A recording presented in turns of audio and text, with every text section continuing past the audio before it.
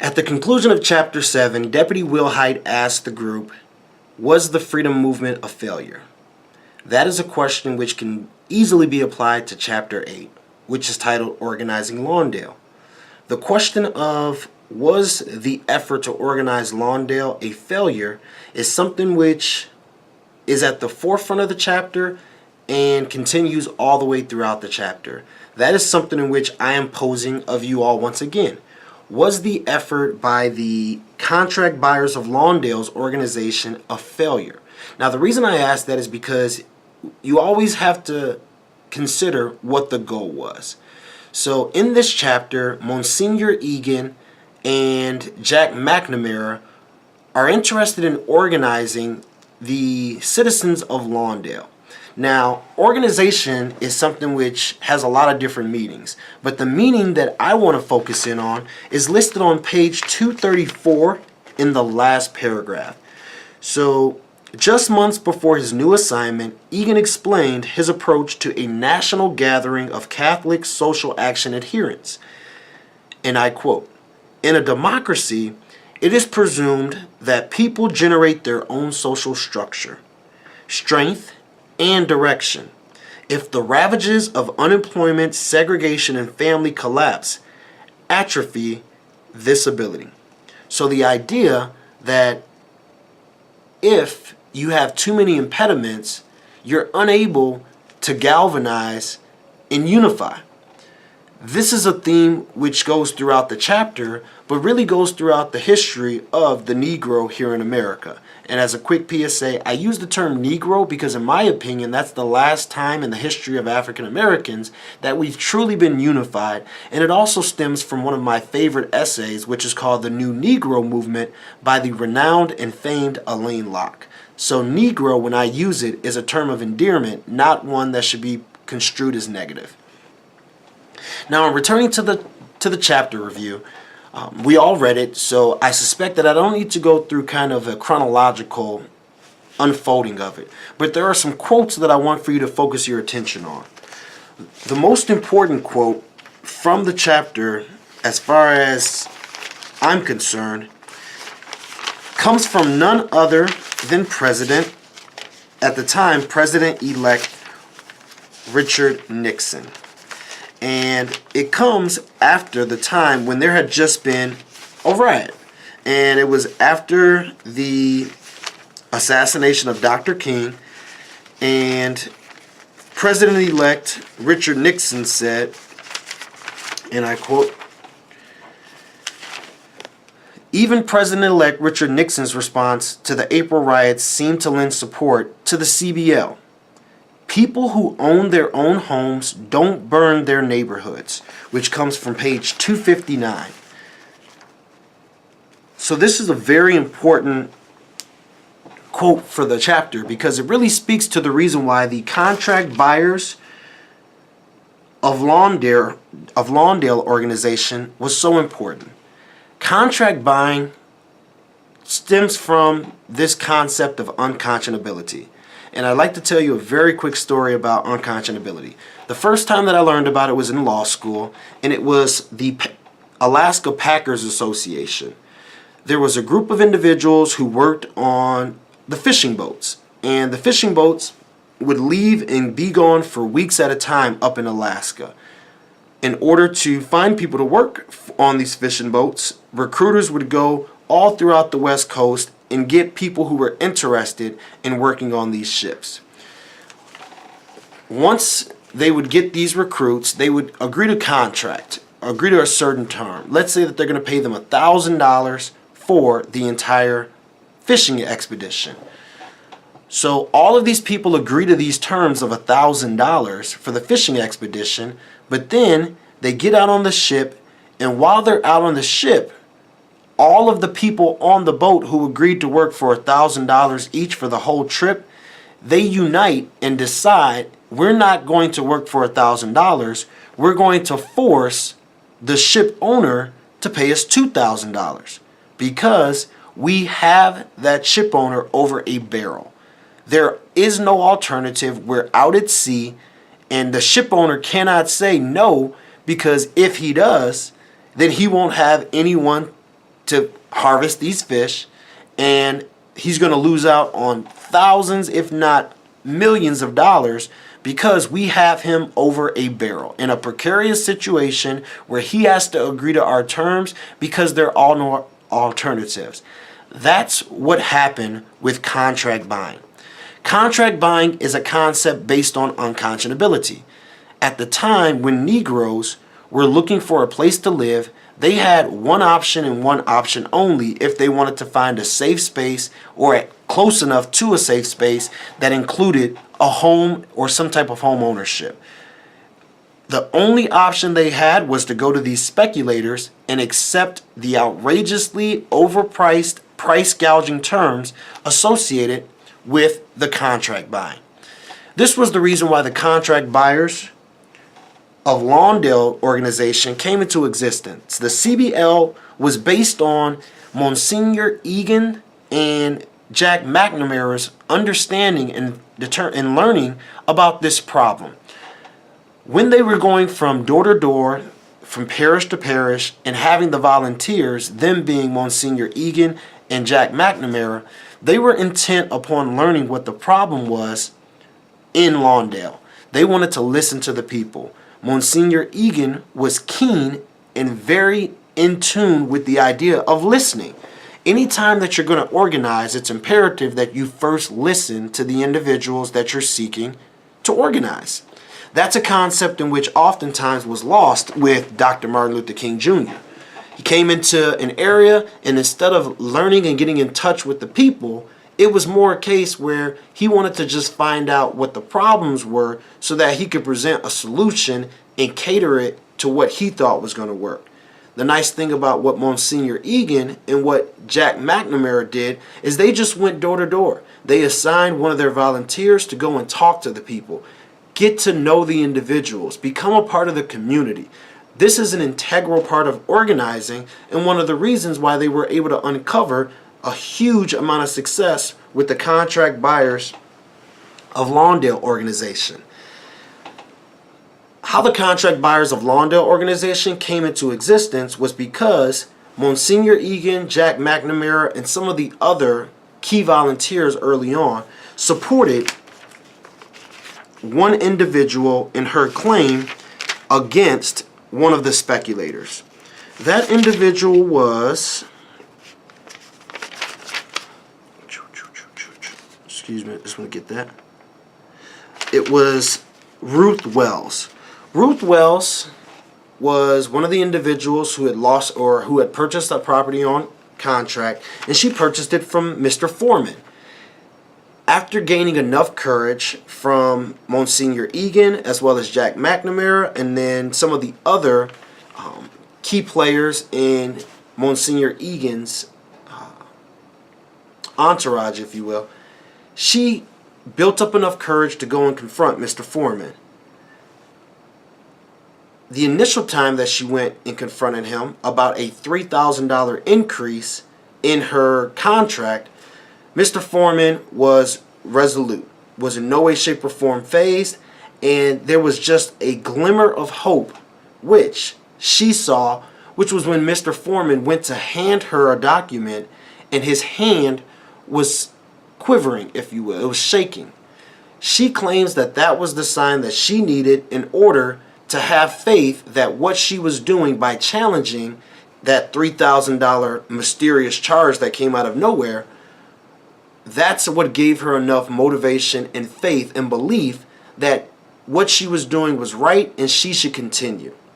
Well, fast forward a little while later, and she returns. This time she doesn't have the personal support of Monsignor Egan, Jack McNamara, all of which came with her or went with her to Mr. Foreman's office. This time she goes kind of by herself, but she goes with some of the other Negroes in the community who also have similar deals and contracts with Mr. Foreman.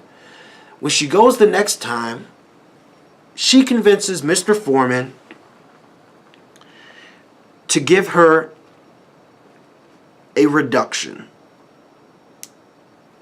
And the reduction that she was able to get was $1,000. It says on page 244, in the end, Foreman refused to budge on the insurance charge, but he agreed to cut $1,000 off of her contract payment. $1,000, she gasped as soon as she was out of his office. This was serious money. Since buying their building in 1959, she and her husband had been going like mad just to keep up. I was afraid to miss a day's work, and my husband was the same. Sometimes I'd have $1 to last all the week. I'd keep it in my wallet. I'd be afraid to break it. McNamara congratulated her on her success. That's the first time you ever made $1,000 an hour. This was a victory. It was a victory for Miss Wells. However, the reason why the contract buyers of Lawndale organization was a failure was because this concept of unity.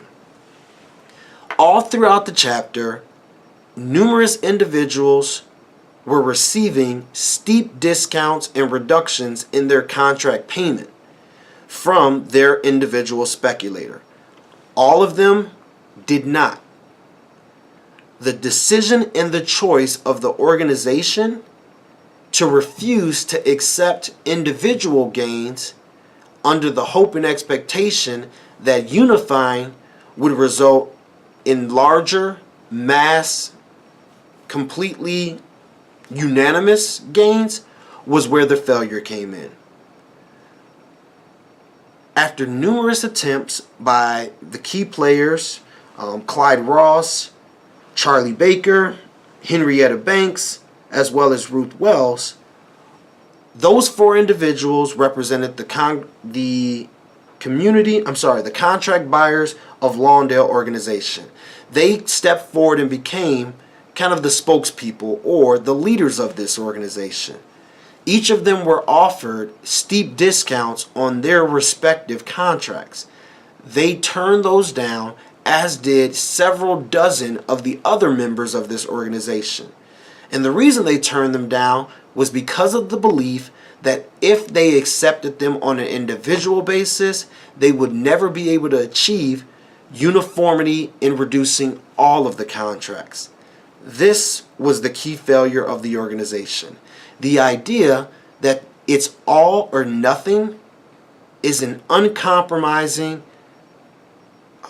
concept which often results in failure. This is where the failure from the freedom movement came in. The idea that you cannot accept minimal gains because it will jeopardize the chance of getting a large gain. This concept comes from the idea that if you give a little, then you're only going to be left with a little. So you cannot accept a little up until you get the lot. Doesn't really work that way. We see this because the only time when there was that substantial gain, and kind of the substantial gain that came over this period, was the Civil Rights Voting Act of 1964. And what was the catalyst for this? Well, it was rioting.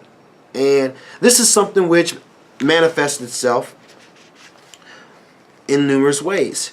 If you look at page 259 and you read in the second full paragraph, at the end of that paragraph it says, even President-elect Richard Nixon's response to the April riots seemed to lend support to the CBL. People who own their own homes don't burn their neighborhoods, he commented. This is Richard Nixon. I am not a crook, Richard Nixon. An individual of his nature and his stature acknowledging that people who own their own homes don't burn their neighborhoods speaks to the reality that you have to give home ownership. And where does that home ownership come from? In this case, it came from those contracts, the contract purchases.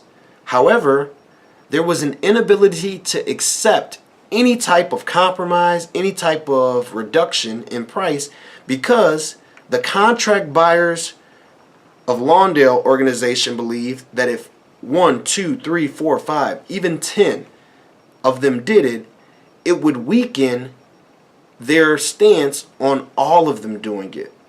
However, this simply isn't logical. It's not rational. This idea that it's all or nothing does not breed success. if one individual obtains a discount, it's better for the group because that one individual now has the discount. The gain of the individual is just as valuable to the group as the gain of the group is to the individual.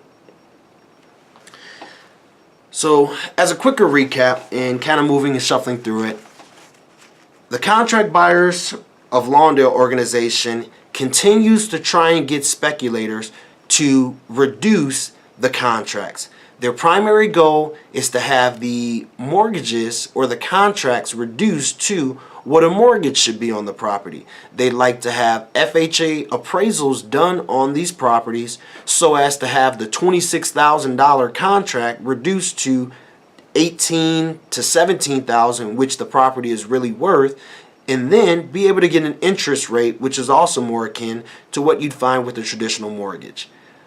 The goal of the organization was to bind together, unify, and force the hand of the speculators. Unfortunately, it didn't work all that well. One of the big reasons was because they ran out of money. Anytime that you're going to have a successful organization and a successful effort to organize, there has to be capital.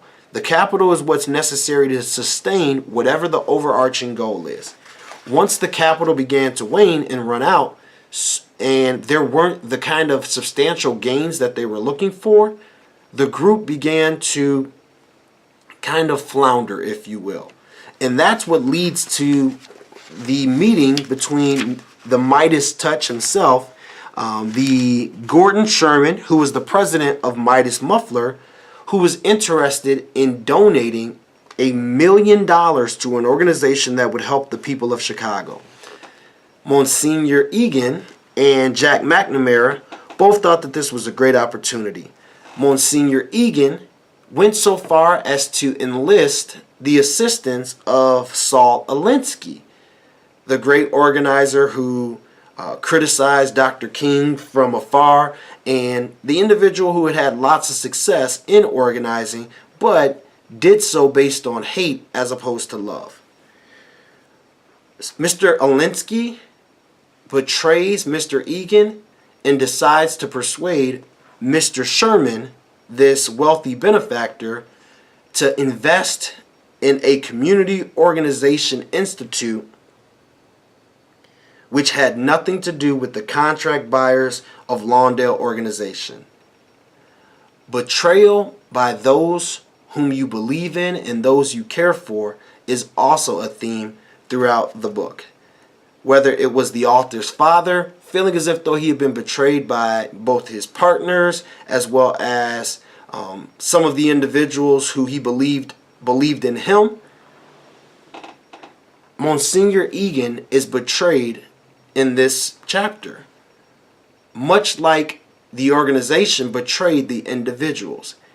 Every individual who was a part of the Contract Buyers of Lawndale organization who turned down and refused the offer of one of the speculators was betrayed by this belief that the only way that anyone could gain is if everyone gained.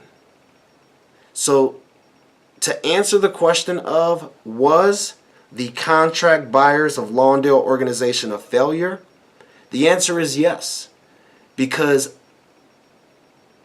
all or nothing is never a concept which should lead any movement. And the fact that more people ended up with nothing than did with all speaks to the reality that holding out and having an unwillingness to compromise only leaves those who are in a position of unconscionability to get the worst of the circumstances. That is my review of Chapter 8. Wish I was there to continue to discuss it and take any questions, but thank you for watching this and viewing this, and I look forward to participating in next week's discussion. Thanks.